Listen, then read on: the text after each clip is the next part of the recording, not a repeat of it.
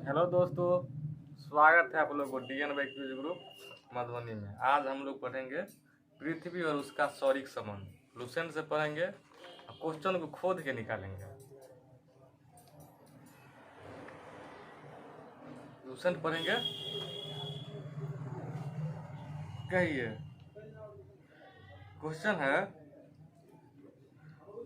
पृथ्वी जो है ना घूर्णन करती है किस किस कौन सा दिशा में घूर्णन करती है पृथ्वी? घूर्णन हाँ, पूर्व से पश्चिम। घूर्णन पश्चिम से पूरब। हाँ, पश्चिम से पूरब। पृथ्वी घूर्णन करती है पश्चिम से पूरब। पूरब की ओर, और पूरब से पश्चिम की ओर घूर्णन करते हैं। दो ग्रह कौन से है? शुक्र और अरुण। शुक्र और अरुण। शुक्र और अरुण जो है जो पूरब से पश्चिम की ओर घूमते हैं, और पृथ्वी पश्चिम से पूरब की ओर। पश्चिम से पूरब। तो दिन और रात जो होता है ना, दिन और रात, तो पृथ्वी के कौन सा गति के कारण होता है? दिन और रात घूर्णन गति। और घूरने का दूसरा नाम क्या है? दैनिक गति। दैनिक गति या परिभ्रमण गति। घूर्णन गति, दैनिक गति और परिभ्रमण गति, ये एक ही नाम है। इसके इसी कारण जो है ना दिन व रात होता है। दिन और रात होता है घूर्णन या दैनिक गति के कारण। अतः इस गति को दैनिक गति भी कहते हैं। पृथ्वी जो है ना सूर्य की एक परिक्रमा को पूरा करता है। तो कौन गति से परिक्रमा करता है? वार्षिक गति या परिक्रमण गति। तो ये जो एक बार घूम जाता है ना सूर्य को, पृथ्वी कितना दिन में घूमता है? 24 घंटा। नहीं, सूर्य को जो है ना, सूर्य को पृथ्वी घूमता है 365 दिन 6 घंटा में। उसको वार्षिक गति कहते हैं। ऋतु परिवर्तन होता है वार्षिक गति के कारण, और दिन रात होता है परिभ्रमण गति के कारण। सौर दिवस कितने घंटा का होता है? 24 घंटा। सौर दिवस का अवधि 24 घंटा होता है। अपने परिक्रमा पथ पर पृथ्वी जो है ना सूर्य के चारों ओर कितना वेग से चक्कर लगाता है? तो 29.8 किलोमीटर प्रति सेकंड से। पृथ्वी सूर्य के चारों ओर चक्कर लगाता है कितना वेग से? 29.8 किलोमीटर प्रति सेकंड से। जब पृथ्वी सूर्य के नजदीक होता है तो उसको क्या कहते हैं? उपसौर। जब पृथ्वी सूर्य के नजदीक होता है तो उपसौर की घटना कितने तारीख को होता है? 3 जनवरी। उपसौर की घटना कब होती है? 3 जनवरी को। 3 जनवरी को जो है पृथ्वी जो है ना सूर्य के सबसे नजदीक रहता है। तो सबसे नजदीक जो रहता है तो इसका औसत दूरी लगभग कितना रहता है? 14.70 करोड़। 14.70 करोड़ किलोमीटर। और जब पृथ्वी सूर्य से दूर स्थित रहता है तो उसको अपसौर कहते हैं। अपसौर की घटना कितने तारीख को होता है? 4 जुलाई। अपसौर की घटना 4 जुलाई। 4 जुलाई को जो है ना सूर्य और पृथ्वी का औसत दूरी लगभग 15.21 करोड़ किलोमीटर होता है। और उपसारिक एवं अपसारिक को मिलाने वाली काल्पनिक रेखा को क्या कौन सा रेखा कहते हैं? एप्साइड रेखा। उपसारिक एवं अपसारिक को मिलाने वाली काल्पनिक रेखा को एप्साइड रेखा कहते हैं। विषुवत वृत्त के उत्तरी भाग को उत्तरी गोलार्ध और दक्षिणी भाग को दक्षिणी गोलार्ध कहते हैं। काल्पनिक रेखाओं का एक ऐसा समूह जो पृथ्वी के चारों ओर पूर्व से पश्चिम दिशा में विषुवत रेखा के समांतर खींचा जाता है उसको कौन सा रेखा कहते हैं? अक्षांश रेखा। काल्पनिक रेखाओं का एक ऐसा समूह जो पृथ्वी के चारों ओर पूर्व से पश्चिम दिशा में विषुवत रेखा के समांतर खींचा जाता है उसको अक्षांश रेखा कहते हैं। दो अक्षांश रेखाओं के मध्य दूरी कितना किलोमीटर होता है? 111 किलोमीटर। दो अक्षांश रेखाओं के मध्य की दूरी कितना किलोमीटर होता है? 111 किलोमीटर। यदि अक्षांश समांतरों को 1 डिग्री अंतराल पर खींचते हैं तो उत्तरी और दक्षिणी गोलार्धों में कितने अक्षांश समांतर होंगे? 89 अक्षांश समांतर होंगे। यदि अक्षांश समांतर को 1 डिग्री के अंतराल पर खींचते हैं तो उत्तरी एवं दक्षिणी गोलार्ध में 89 अक्षांश समांतर होंगे। इस प्रकार विषुवत वृत्त को लेकर अक्षांश समांतरों की कुल संख्या कितनी हो जाएगी? 179। समांतर होगा 89 अक्षांश, उत्तर में 89 और दक्षिण में 89। जब विषुवत वृत्त को जोड़ देंगे ना तब कुल कितना हो जाएगा? 179। भूमध्य रेखा के उत्तर से 23 डिग्री अक्षांश को क्या कहते हैं? कर्क रेखा। भूमध्य रेखा के दक्षिण से 60 डिग्री अक्षांश को मकर है। मकर रेखा। भूमध्य रेखा के उत्तर में 66 डिग्री को क्या कहते हैं? आर्कटिक वृत्त। आर्कटिक वृत्त। भूमध्य रेखा के 66 दक्षिण में अंटार्कटिका वृत्त।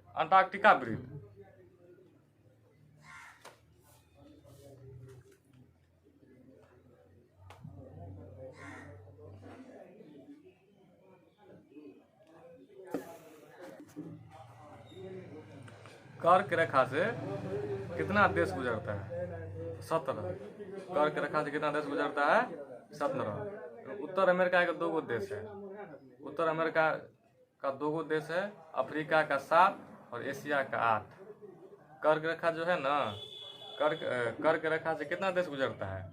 17। तो कर्क रेखा से जो गुजरता है तो उत्तर अमेरिका महाद्वीप है, उसका 2 देश, मैक्सिको और बहामास।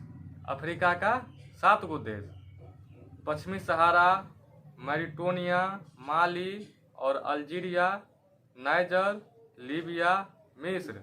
और एशिया का 8 देश, Saudi Arab, UAE, Oman, India, Bangladesh, Myanmar, चीन और ताइवान। कर्क रेखा से कितना देश गुजरता है? 17 देश। इसमें उत्तरी अमेरिका का 2 देश है, अफ्रीका का 7 देश है, एशिया का 8 देश है। तो एशिया के 8 देश में अपना इंडिया भी है। अब विषुवत रेखा, विषुवत रेखा से कितना देश गुजरता है? तो 13। विषुवत रेखा से कितना देश गुजरता है? 13। तो दक्षिण अमेरिका में कितना? 3। दक्षिण अमेरिका का 3 देश, अफ्रीका का 7 देश और एशिया का 3। तो एशिया का जो 3 इम्पोर्टेंट है, मालदीव, इंडोनेशिया और किरिबाती। विषुवत रेखा से एशिया का कितना देश गुजरता है? 3 देश से, मालदीव, इंडोनेशिया, किरिबाती। विषुवत रेखा एशिया के कितना देश से गुजरता है? विषुवत रेखा एशिया का 3 देश से गुजरता है, मालदीव, इंडोनेशिया, किरिबाती। अब विषुवत रेखा से कुल कितना देश गुजरता है? तो 13। दक्षिण अमेरिका का 3, अफ्रीका का 7 और एशिया का 3। अब मकर रेखा, मकर रेखा जो है ना, मकर रेखा कितने देशों से होकर गुजरता है? तो 10 देश से। मकर रेखा कितना देश से होकर गुजरता है? 10 देश। दक्षिण अमेरिका में 4, अफ्रीका में 5 देश से और ऑस्ट्रेलिया से। मकर रेखा 10 देशों से होकर गुजरता है। तो दक्षिण अमेरिका में जो है ना कितने देश से गुजरता है? दक्षिण अमेरिका में 4 से, अफ्रीका में 5 और ऑस्ट्रेलिया में 1 से, ऑस्ट्रेलिया से गुजरता है। फिर से एक बात सुन लेते हैं। मकर रेखा कितने देश से गुजरता है? तो मकर रेखा 17 देश से और विषुवत रेखा 10 देश से।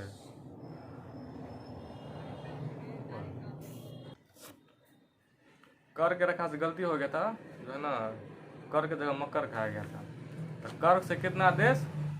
17। विषुवत रेखा से 13 और मकर रेखा से 10 देश। अब कहिए,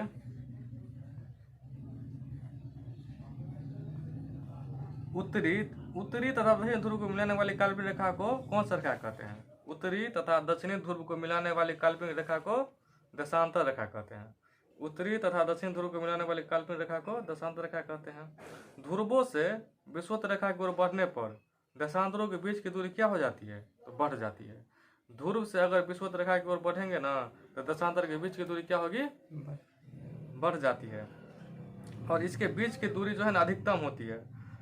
इसकी बीच की दूरी अधिकतम कहाँ होती है? देशांतर रेखा के बीच की दूरी अधिकतम कहाँ होती है? विषुवत रेखा पर। कितना? लगभग 111.32 किलोमीटर। 111.32 किलोमीटर। ठीक है। 1 डिग्री देशांतर की दूरी तय करने में पृथ्वी को कितना समय लगता है? 4 मिनट। 1 डिग्री देशांतर की दूरी तय करने में पृथ्वी को कितना समय लगता है? 4 मिनट लगता है। देशांतर के आधार पर ही किसी स्थान का समय ज्ञात किया जाता है। 2 देशांतर रेखाओं के बीच की दूरी को क्या कहते हैं? 2 देशांतर रेखाओं के बीच की दूरी को गोरे कहते हैं। 2 देशांतर रेखाओं के बीच की दूरी को गोरे कहते हैं। शून्य अंश अक्षांश एवं शून्य अंश देशांतर किस महासागर को काटती है? शून्य अंश अक्षांश एवं शून्य अंश देशांतर अटलांटिक महासागर को काटती है। महासागर को काट दिया तो अटलांटिक महासागर को, शून्य अंश अक्षांश एवं शून्य अंश देशांतर अटलांटिक महासागर में काट दिया। ठीक है। मानचित्र एवं ग्लोब पर पाए जाने वाली प्रतिच्छेद रेखाओं को क्या कहते हैं? मानचित्र एवं ग्लोब पर पाए जाने वाली प्रतिच्छेद रेखाओं को क्या कहते हैं? भौगोलिक रेखाजाल कहते हैं। मानचित्र एवं ग्लोब पर पाए जाने वाली प्रतिच्छेद रेखा को क्या कहते हैं? भौगोलिक रेखाजाल कहते हैं। सूर्य के उत्तरायण और दक्षिणायन की सीमा को क्या कहते हैं? संक्रांति कहते हैं। कर्क संक्रांति। कर्क संक्रांति जो है उत्तरी ध्रुव में होता, उत्तरी गोलार्ध में होता है। तो उत्तरी गोलार्ध में सबसे बड़ा दिन कब होता है? 21 जून को। उसको क्या कहते हैं? तो कर्क संक्रांति कहते हैं।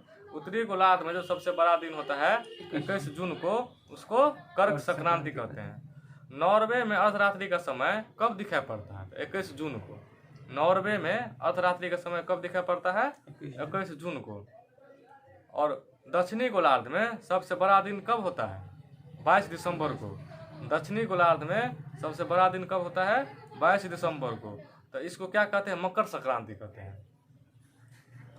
दक्षिणी गोलार्ध में सबसे बड़ा दिन होता है 22 दिसंबर को, उसको मकर संक्रांति।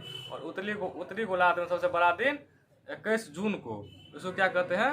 कर्क संक्रांति।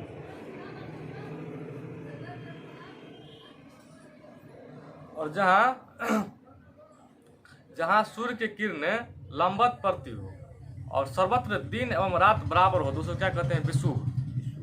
जहाँ सूर्य के किरण लंबवत पड़ते हो और जहाँ दिन एवं रात हमेशा बराबर आता हो उसको क्या कहते हैं? विषुव। इंग्लिश में इक्विनॉक्स कहते हैं, विषुव कहते हैं। और संपूर्ण पृथ्वी पर दिन एवं रात बराबर होता है कितने तारीख को? 23 सितंबर 21 हाँ, 23 सितंबर 21 मार्च। 23 सितंबर 21 मार्च को संपूर्ण पृथ्वी पर दिन एवं रात बराबर होते हैं। संपूर्ण पृथ्वी पर दिन एवं रात कब बराबर होता है? 23 सितंबर 21 मार्च को। 23 सितंबर 21 मार्च को संपूर्ण पृथ्वी पर दिन एवं रात बराबर होता है। इसे क्रमशः शरद विषुव एवं बसंत विषुव कहते हैं। 23 सितंबर को शरद विषुव, 21 मार्च को बसंत विषुव। दिन रात बराबर होता है संपूर्ण पृथ्वी को कब? 21 मार्च 23 सितंबर। 21 मार्च को बसंत विषुव और 23 सितंबर को शरद विषुव। यही कारण है कि 21 मार्च से 23 सितंबर की अवधि में जब उत्तरी गोलार्ध में जो है ना सूर्य 12 घंटे या उससे अधिक समय तक प्राप्त होता है, अतः दिन बड़े एवं रात छोटी होती है। 21 मार्च से लेके और 23 सितंबर की अवधि में उत्तरी गोलार्ध में जो है ना दिन बड़ा होता है और रातें छोटे होती है। दिन बड़ा और रातें छोटी होती है। जैसे जैसे उत्तरी ध्रुव की ओर बढ़ते जाते हैं तो दिन की अवधि भी बढ़ती जाती है। उत्तरी ध्रुव पर, अब उत्तरी ध्रुव पर दिन की अवधि कितना महीना की होती है? 6 महीना की होती है। 21 मार्च से 23 सितंबर के बीच उत्तरी गोलार्ध में दिन बड़ा होता है और रात छोटी होती है। और 23 सितंबर से लेके 21 मार्च 23 सितंबर से लेके 21 मार्च दक्षिणी गोलार्ध में दिन बड़ा होता है और रात छोटी होती है। 23 सितंबर से 21 मार्च दक्षिणी ध्रुव की ओर बढ़ते हैं तो दिन की अवधि भी बढ़ती है। तो दक्षिणी ध्रुव पर इसी कारण जो है ना 6 महीने का दिन रहता है। दक्षिण ध्रुव पर इस कारण 6 महीने का दिन रहता है। इस प्रकार उत्तरी ध्रुव एवं दक्षिण ध्रुव दोनों पर 6 महीने तक दिन व 6 महीने तक रात होती है। इसी प्रकार उत्तरी ध्रुव एवं दक्षिणी ध्रुव दोनों पर, उत्तरी ध्रुव और दक्षिणी ध्रुव दोनों पर कितना महीना दिन और कितना महीना रात होता है? तो 6 महीने का दिन, 6 महीने का रात होता है। उत्तरी ध्रुव पर 6 महीना दिन होगा, 6 महीना रात, और दक्षिणी ध्रुव पर 6 महीना दिन और 6 महीना रात। तो उत्तरी गोलार्ध में दिन कब से कब तक बड़ा रहता है? तो 21 मार्च से 23 सितंबर के बीच में, 21 मार्च से 23 सितंबर के बीच में उत्तरी गोलार्ध में दिन बड़ा होता है। और 23 सितंबर से लेके 21 मार्च के बीच में, 23 सितंबर से 21 मार्च के बीच दक्षिणी गोलार्ध में दिन बड़ा होता है। और उत्तरी गोलार्ध में दिन बड़ा होता है 21 मार्च से लेके 23 सितंबर तक। और 23 सितंबर से 21 मार्च को कहाँ दिन बड़ा होता है? दक्षिणी गोलार्ध में। दिन एवं रात छोटा बड़ा होता है क्यों? दिन, हाँ, पृथ्वी को अपनी अक्ष पर झुकी होने के कारण, पृथ्वी अपने अक्ष पर झुका हुआ है, इसी के कारण दिन और रात छोटा बड़ा होता है। अब सूर्य सूर्य ग्रहण जो है ना, सूर्य ग्रहण के बीच में कौन आ जाता है? सूर्य ग्रहण के अब पृथ्वी अभी। हाँ, चंद्रमा के आ जाने से जब सूर्य एवं पृथ्वी के बीच में कौन आ जाता है? चंद्रमा। चंद्रमा। जब सूर्य और पृथ्वी के बीच में चंद्रमा आ जाता है, सूर्य ग्रहण होता है। जब सूर्य का एक भाग छिप जाता है तो आंशिक सूर्य ग्रहण, और जब कुछ क्षणों के लिए पूर्ण सूर्य छिप जाता है तो उसे पूर्ण सूर्य ग्रहण कहते हैं। पूर्ण सूर्य ग्रहण हमेशा कहाँ कब होती है? अमावस्या को दिन होती है। पूर्ण सूर्य ग्रहण कब होती है? अमावस्या के दिन होता है। चंद्र ग्रहण, जब सूर्य और चंद्रमा के बीच में कौन आ जाता है? चंद्र ग्रहण में सूर्य और चंद्रमा के बीच में कौन आ जाता है? पृथ्वी। चंद्र ग्रहण में सूर्य और चंद्रमा के बीच में कौन आ जाता है? पृथ्वी। और चंद्र ग्रहण हमेशा किस दिन होता है? पूर्णिमा की रात को। चंद्र ग्रहण हमेशा पूर्णिमा की रात को होता है, और सूर्य ग्रहण हमेशा अमावस्या के दिन होता है। और चंद्र ग्रहण भी आंशिक और पूर्ण चंद्र ग्रहण होता है। कुछ समय के लिए होगा तो आंशिक, थोड़े कुछ क्षण के लिए पूरा हो जाएगा तो पूर्ण चंद्र ग्रहण। एक देशांतर का अंतर होने पर समय में कितना का अंतर होता है? तो 4 मिनट का। क्योंकि 15 डिग्री बराबर 60 मिनट, तो 1 डिग्री बराबर 4 मिनट। तो एक देशांतर का अंतर होने पर समय में 4 मिनट का अंतर होता है। क्योंकि पृथ्वी पश्चिम से पूर्व की ओर घूमती है, ग्रीनविच से पूर्व की ओर बढ़ने पर प्रत्येक दशांतर पर कितना समय बढ़ जाएगा? 4 मिनट। 4 मिनट। और ग्रीनविच से पश्चिम की ओर बढ़ने पर कितना समय घट जाएगा? 4 मिनट। ग्रीनविच से जब पूर्व की ओर जाएंगे तो समय बढ़ेगा, और ग्रीनविच से पश्चिम की ओर जाएंगे तो समय घटेगा।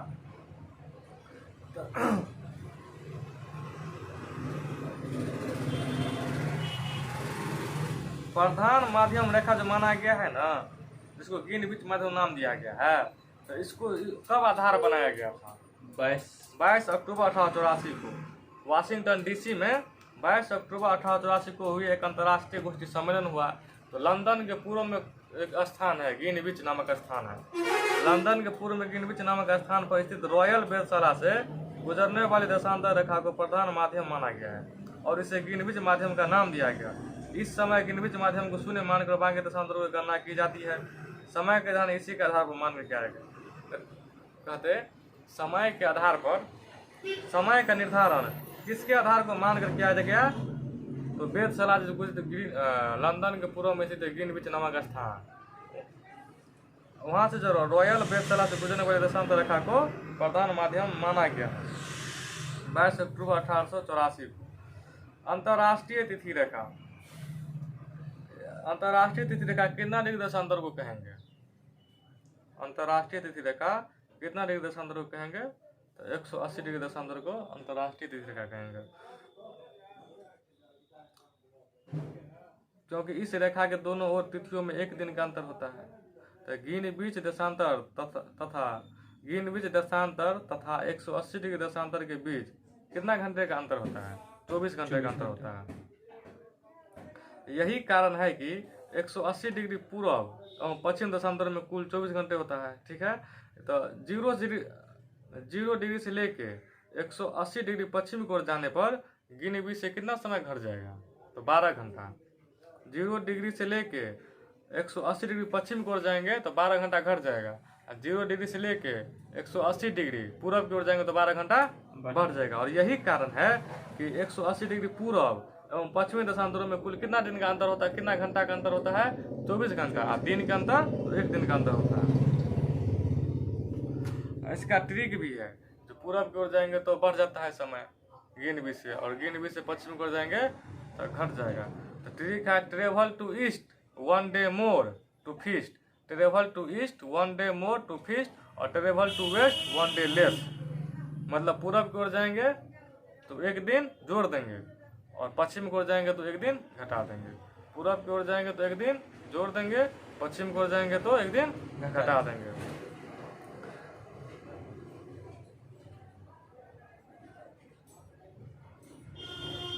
अंतर्राष्ट्रीय तिथि रेखा कहाँ कहाँ से गुजरता है? तो अंतर्राष्ट्रीय तिथि रेखा आर्कटिक सागर से जाती है, चुक्की सागर, बेरिंग स्ट्रेट व प्रशांत महासागर गुजरती है। अंतर्राष्ट्रीय तिथि रेखा आर्कटिक सागर जाती है, चुक्की सागर, बेरिंग स्ट्रेट और प्रशांत महासागर से गुजरती है। कौन सी जलसंधि जो है ना अंतर्राष्ट्रीय तिथि रेखा के समांतर स्थित है? तो बेरिंग जलसंधि। कौन सा जलसंधि जो है अंतर्राष्ट्रीय तिथि रेखा के समांतर होती है? तो बेरिंग जलसंधि। विश्व को कितने समय जोन में बांटा गया है? विश्व को कितने समय जोन में बांटा गया है? तो 24 को समय जोन में बांटा गया है। और प्रत्येक जोन जो है ना 24 को समय जोन में विश्व को पूरे विश्व को जो है तो 24 को समय जोन में बांटा गया है। और प्रत्येक जोन जो है ना कितना डिग्री के बराबर है? 15 डिग्री के। 15 डिग्री। अर्थात प्रत्येक जोन जो है 15 डिग्री के बराबर है। ग्रीनविच यमोत्तर 0 डिग्री देशांतर पर है, जो कि ग्रीनलैंड व नॉर्वेनियन सागर व ब्रिटेन, स्पेन, अल्जीरिया, फ्रांस, मार्ले, बुर्किना फासो, घाना व दक्षिणी अटलांटिक समुद्र से गुजरता है। भारत में जो समय निर्धारण किया गया है वो कितना डिग्री देशांतर से किया गया है? 82.5 डिग्री पूर्वी देशांतर से। ये कहाँ से 82.5 डिग्री पूर्वी देशांतर कहाँ से गुजरता है? तो इलाहाबाद के निकट मिर्जापुर से गुजरती है। भारत का समय निर्धारण किया गया है 82.5 डिग्री पूर्वी देशांतर से। 82.5 डिग्री पूर्वी देशांतर कहाँ से गुजरता है? तो इलाहाबाद के निकट मिर्जापुर से गुजरता है। तो यह समय जो है ना इंडिया वाला 82.5 डिग्री ग्रीनविच से जो है ना कितना घंटा आगे या पीछे है? तो आगे है 5.5 घंटा। 5.5 घंटा आगे क्यों है? क्योंकि इंडिया जो है ग्रीनविच से पूरब की ओर के पश्चिम की ओर है, पूरब की ओर है। तो पूरब की ओर है तो कितना बढ़ जाएगा? 5.5 घंटा। ग्रीनविच कहाँ स्थित है? यूनाइटेड किंगडम में है, जो लंदन के पूर्व में जो है ना एक स्थान का नाम है ग्रीनविच। और मानक समय जो है ना तो कितने डिग्री गुणक में लिया जाता है? मानक समय 7.5 डिग्री गुणक में लिया जाता है। मानक समय कितने डिग्री गुणक में लिया जाता है? 7.5 डिग्री। अब कुछ देश में जो है ना तो 1 से अधिक समय जोन है। तो अमेरिका में कितना समय जोन है? 9। अमेरिका में समय जोन कितना है? 9 गो। रूस में कितना समय जोन है? 11। रूस में कितना समय जोन है? 11। ऑस्ट्रेलिया में कितना है? 3। अमेरिका में कितना है? 9। रूस में 11। ऑस्ट्रेलिया में 3। अमेरिका में 9 है, रूस में 11 है, ऑस्ट्रेलिया में 3 समय जोन है। अब कहिए विषुवत रेखा से 30 डिग्री उत्तर और 30 डिग्री दक्षिणी भाग को क्या कहेंगे? उष्ण कटिबंध कहेंगे। विषुवत रेखा से 30 डिग्री उत्तर एवं 30 डिग्री दक्षिणी भाग को उष्ण कटिबंध कहेंगे। उष्ण कटिबंध में जो है ना सूर्य कितना बार शीर्ष पर चमकता है? तो 2 बार। उष्ण कटिबंध में शीर्ष 2 बार सूर्य शीर्ष पर चमकता है। इस भाग का मौसम सदैव गर्म रहता है। उष्ण कटिबंध का मौसम जो है सदैव गर्म रहता है। और 30 डिग्री विषुवत रेखा से 30 डिग्री उत्तर और 30 डिग्री दक्षिणी को क्या कहेंगे? उष्ण कटिबंध कहेंगे। अब 30 डिग्री से लेके 45 डिग्री उत्तरी एवं दक्षिणी अक्षांश के बीच को क्या कहेंगे? उपोष्ण कटिबंध। 30 डिग्री से लेके 45 डिग्री उत्तरी एवं दक्षिणी अक्षांशों के बीच को कहेंगे उपोष्ण कटिबंध। जहाँ कुछ महीने ताप अधिक और कुछ महीने ताप कम रहता है। ऐसे क्वेश्चन पूछेगा जो कहाँ कुछ महीने ताप अधिक और कुछ महीने ताप कम रहता है? तो उपोष्ण कटिबंध में जो 30 डिग्री से लेके विषुवत रेखा से 30 डिग्री से लेके और 45 डिग्री उत्तरी एवं दक्षिणी अक्षांशों के बीच स्थित रहता है। शीतोष्ण कटिबंध। शीतोष्ण कटिबंध जो है ना कितना डिग्री के बीच अक्षांश रहता है? तो शीतोष्ण कटिबंध 45 डिग्री से लेके 66 डिग्री के बीच रहता है। 45 डिग्री से 46 डिग्री शीतोष्ण कटिबंध। 45 डिग्री से लेके 66 डिग्री उत्तरी और दक्षिणी अक्षांशों के बीच का क्षेत्र होता है शीतोष्ण कटिबंध। यहाँ सूर्य सिर के कभी ऊपर नहीं चमकता है, बल्कि उसकी किरणें तिरछी होती है। अतः यहाँ ताप हमेशा कम रहता है। ताप हमेशा कम कहाँ रहता है? किस कटिबंध में? शीतोष्ण कटिबंध में। और किस कटिबंध में जो है ना सूर्य की किरणें तिरछी पड़ती है? तो शीतोष्ण कटिबंध में। और यहाँ पर भी जो है ना सूर्य कभी नहीं चमकता है।